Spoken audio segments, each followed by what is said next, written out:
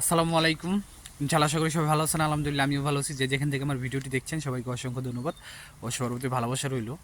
আমি গতকালকে একটা ভিডিও আপলোড করছিলাম যে বাংলাদেশি দুইজনকে মিলান থেকে পাঠিয়ে দেওয়া হয়েছে। আর এই বিষয়ে অনেকে অনেক ধরনের মন্তব্য করতেছেন। দেখেন, আমরা যারা আমি আমি আমাকে দিয়ে বুঝিয়ে দিয়েছি, আমরা যারা হাজিলো পলিটিক্যাল মার্সি, আমরা সবাই এখন একটা আপনার কি বলে যে সামনে ইন ফিউচারে আমাদের কোনো প্রবলেম হতে পারে, এই মেন্টালিটি নিয়ে এখন আমাদেরকে সব কিছু সামনের দিনগুলোতে আগাইতে হইব। কেননা দেখেন, আজকে আমি আপনাদেরকে এই আপডেটটা দিতেছি, আপনারা এটারে ভালোভাবে নিতেছেন না, বা আপনারা আদার্স যাদের মুখে শুনতেছেন ভালোভাবে নিতেছেন। আমি আপনাদেরকে একটা চ্যানেলের এখানে আমি ভিডিওতে স্ক্রিনশট দিয়ে দিতেছি, ছবি দিয়ে দিতেছি, যে ভিডিওটা পোস্ট করছিল তারাও আপনারা দেখবেন।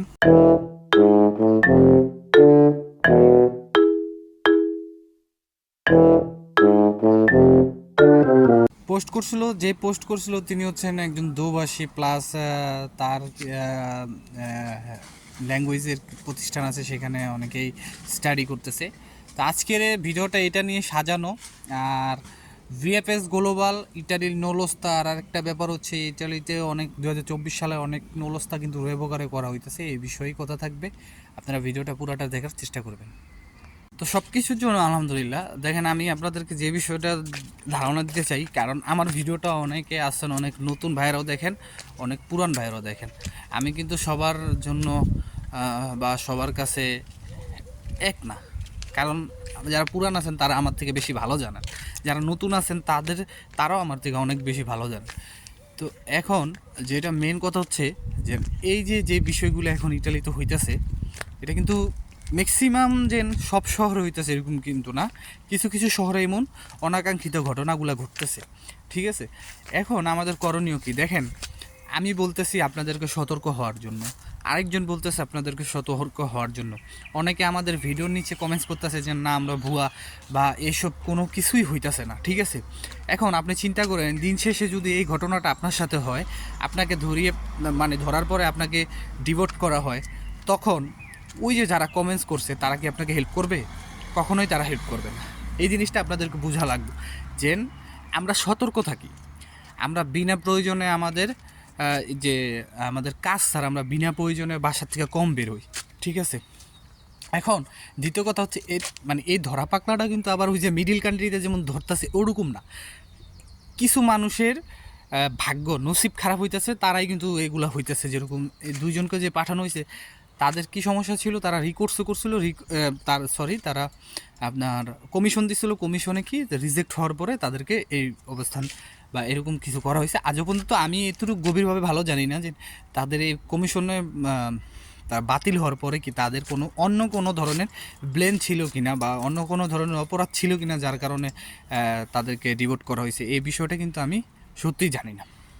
তো তারপরে চেষ্টা করবেন যে আপনারা যারাই আপনারা কমিশন দিছেন, চেষ্টা করবেন যে রেজাল্টটা কবে আসতেছে, কি রেজাল্ট আসলো, সরাসরি যদি রেজাল্ট ভালো হয় তা তো আলহামদুলিল্লাহ, যদি রেজাল্ট খারাপ হয় আপনারা চেষ্টা করবেন যে আবুকাতো ধরতে, মানে উকিল ধরতে, যাতে আপনাদের এই সমস্যার সম্মুখীনটা হতে না হয়।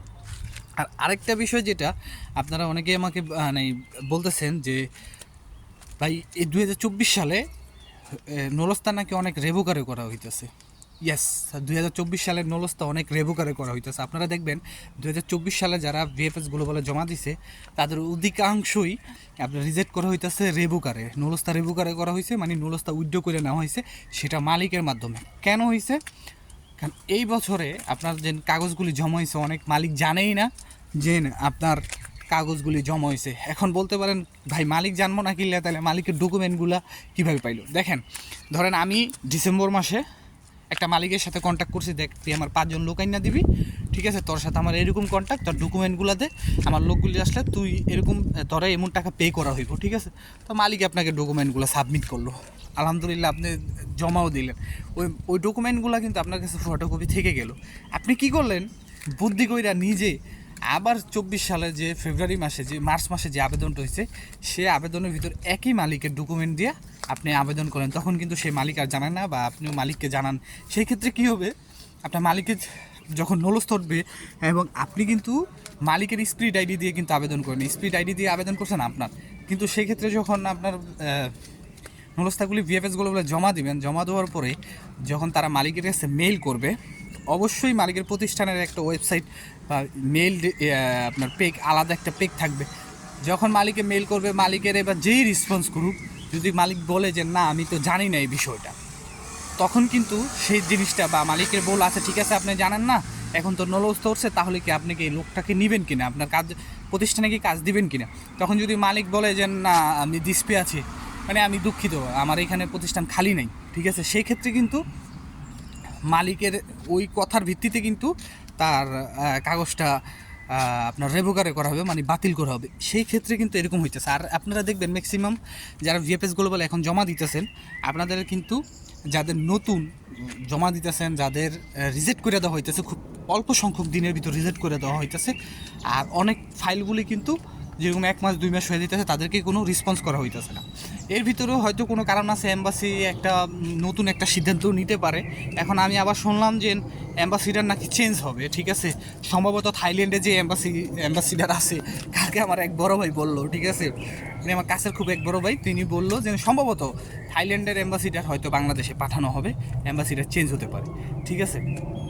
তো আমি সঠিক জানি না এই বিষয়টা, কাল একজনের কথার উপরে ভিত্তি করে বললাম, পরিস্থিতি কোন দিকে যায় বোঝা যাবে, এবং আকাশে চাঁদ উঠলে সবাই আমরা দেখতে পারবো, আশা করি বুঝতে পারছেন। এই আর ইটালিতে নলস্তা উঠতেছে ভালোই, আলহামদুলিল্লাহ নলস্তা উঠতেছে 9টা 2 মিনিট 3 মিনিট, আর 5-এর নলস্তার খুব কম, ঠিক আছে। আর যে সানাতুরিয়ার যে বিষয়টা, ইনশাল্লাহ সানাতুরি ইউরোপীয় যে নির্বাচনটা সেটার আগেও হতে পারে পরও হতে পারে, তবে এবার সানাতুরিয়ার কন্ডিশনটা কেমন হবে, নিয়মটা কী হবে আমরা কেউই জানি না, সেটা আমাদের জন্য অপেক্ষা করতে হবে। আশা করি সবাই বুঝতে পারছেন। তো আজকের মতো ভিডিওটা এখানে, যদি ভালো লাগে অবশ্যই শেয়ার করবে, সবাই আমার জন্য একটু মন থেকে দোয়া করেন, সবাই ভালো থাকবেন সুস্থ থাকবেন, সকলের জন্য দোয়া রইল। আসসালামু আলাইকুম, আল্লাহ হাফেজ।